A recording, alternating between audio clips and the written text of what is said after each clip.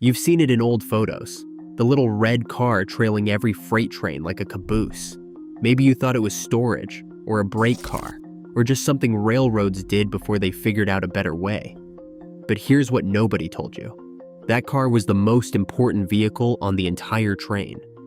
Inside, a crew was running a real-time safety operation, watching for failures the locomotive driver couldn't see, managing cargo that could derail a bridge, keeping legal records that held million-dollar shipments accountable. Then one day in the 1980s, it disappeared. Not gradually, almost overnight. Replaced by an orange box the size of a toolcase. The railroads called it progress. The workers called it a catastrophe waiting to happen. And the decades since have proven both sides partially right. Here's exactly what the caboose was, why it vanished, and why the argument never actually ended. Step inside one of these cars and forget everything you think you know about railroad equipment. This wasn't a storage unit. It wasn't a brake cabinet on wheels. It was a functioning workplace and a home, and it had to be both simultaneously because the crew living inside it might not see solid ground for days. The walls were wood paneled, and after years of service, they absorbed everything: machine oil, coal smoke, strong coffee. Every surface had a smell. Every object had a place, bolted or chained down. Because at speed on uneven track, anything loose became a projectile. The bunks were narrow iron frames hung from the walls on chains. Not comfortable, not meant to be. Meant to hold a man horizontal while several hundred tons of steel rattled underneath him at 50 miles per hour. The centerpiece of the interior was a cast iron stove, coal-fed, and it pulled double duty.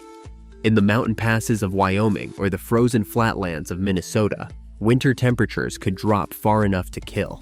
That stove was the difference. Coal reserves were stored in boxes under the floor, enough to survive an unplanned stop in the middle of nowhere, which happened more than the railroads liked to admit. It also cooked every meal the crew would eat for the duration of the run. There was always a kettle on it. But the most important feature of the caboose had nothing to do with the interior. It was on the roof. A raised glass dome called the cupola jutted up from the top of the car, and inside it sat a narrow seat reached by a steep ladder. From up there, the observer could see the entire length of the train ahead, every rooftop, every load, both sides of the track at once. No other position on the train offered that view. Not the locomotive cab, not the trackside sensors that didn't exist yet. That seat in the cupola wasn't a perk. It was the job. And what the observer was looking for from up there could mean the difference between a routine run and a disaster measured in lives. The primary threat had a name. Railroaders called it a hot box. It happened when the lubrication inside a wheel bearing ran dry. Metal began grinding against metal at speed. Friction built faster than the assembly could dissipate it. And if nobody caught it in time, the bearing would seize. A seized wheel on a loaded freight car didn't just stop. It could derail the entire consist, or worse, cause a separation that sent cars rolling uncontrolled down a grade. From the cupola, the signs were readable if you knew what to look for. During daylight, a faint bluish smoke rising from underneath a car midway down the train. Easy to miss, easy to confuse with dust or exhaust if you weren't trained. At night, a red glow beneath the chassis, metal hot enough to spark in the dark. An experienced observer caught it, an inexperienced one didn't. That gap in skill was the entire argument for keeping humans in the job. Overheated bearings weren't the only danger. Cargo shifted, heavy steel sheets, timber loads, industrial pipe, on sharp curves or under hard braking. These loads could move, lean, and protrude beyond the legal clearance envelope of the car. A protruding load on a curve became a projectile capable of striking a bridge pillar or shearing into an oncoming train on an adjacent track. The observer watched for canvas covers that moved wrong, for platforms that tilted against the grade, for anything that didn't match the terrain. Then there was sound. The cupola window stayed cracked open specifically so the observer could hear the train. A metallic squeal, an asymmetric rhythm in the wheel strike pattern, a hiss from the brake line that didn't belong. These were detectable by ear before any instrument registered them.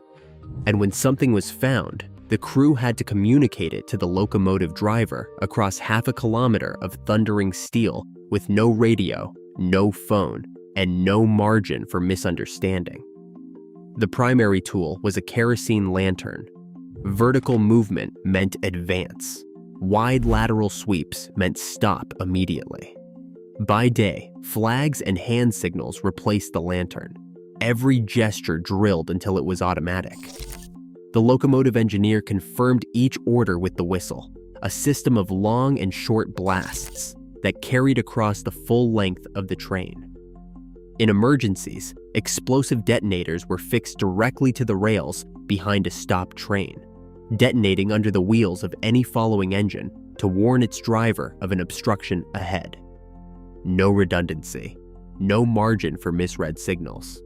Lives depended on precision. Here's the part that surprises most people. The observer in the cupola was only half the crew. The other half was running something closer to a courtroom than a railroad car. The conductor, the senior figure in the caboose, was the legal authority over the entire train. Not the locomotive engineer, not the dispatcher back at the yard, the conductor. Every car in the consist was his legal responsibility from the moment the train left the station to the moment it arrived. That's not a metaphor. It was written into railroad operating law. Before departure, the conductor walked the entire train personally.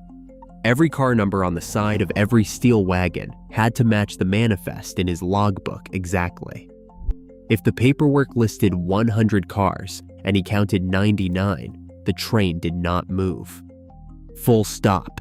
No exceptions, no shortcuts, no catching up at the next junction. The count had to be right before the wheels turned. Every cargo seal on every freight door fell under his authority too. A broken seal wasn't just a minor irregularity. It was a legal event. It triggered liability questions worth millions of dollars. And the conductor's signature was the document that either confirmed the seal was intact at departure or recorded when and where it wasn't. That signature carried the weight of a court filing. During the run, the logbook stayed open. Every hot box sighting got recorded with a time and car number. Every section of rough track got noted for the repair crews. Every unexplained sound or irregular movement went into the record. In the aftermath of an accident, these logs were often the only minute-by-minute account of what actually happened. Investigators reconstructed disasters from those handwritten entries. So the locomotive was the engine, yes, but the caboose was the brain, the legal record, and the conscience of the operation. Take it away, and you didn't just lose a safety observer.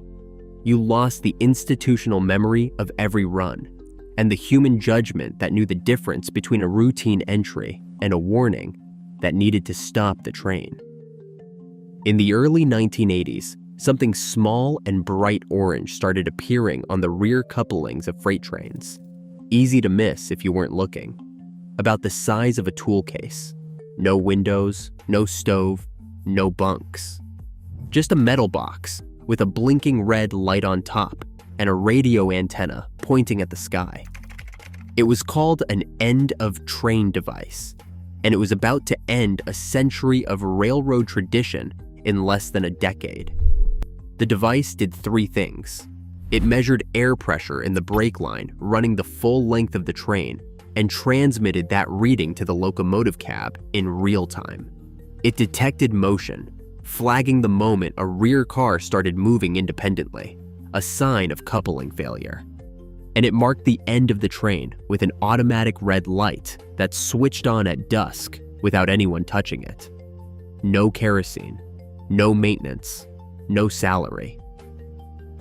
The economics were not subtle.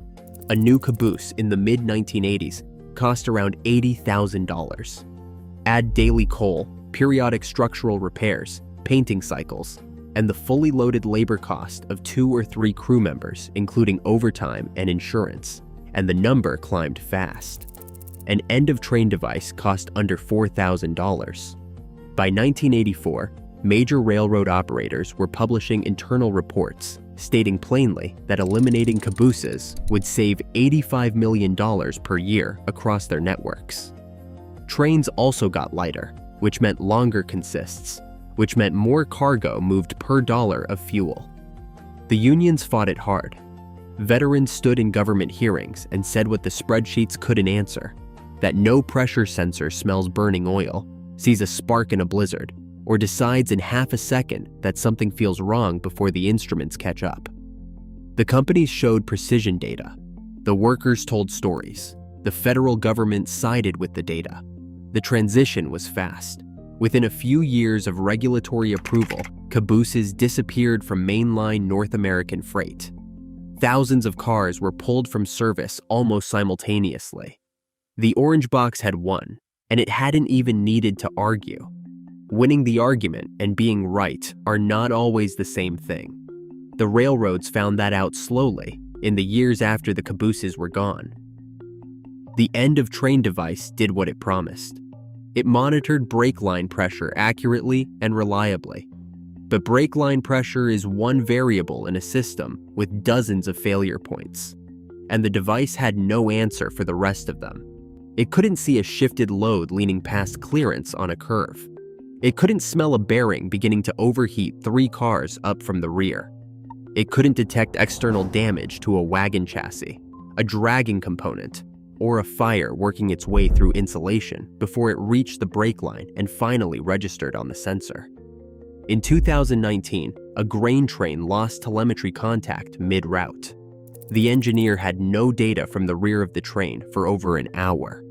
On any significant grade, a coupling failure during that window could have sent cars rolling backward with no warning and no intervention possible. Nothing catastrophic happened that day, but the incident exposed exactly what the unions had argued decades earlier, that the redundancy the caboose provided wasn't visible until it was gone.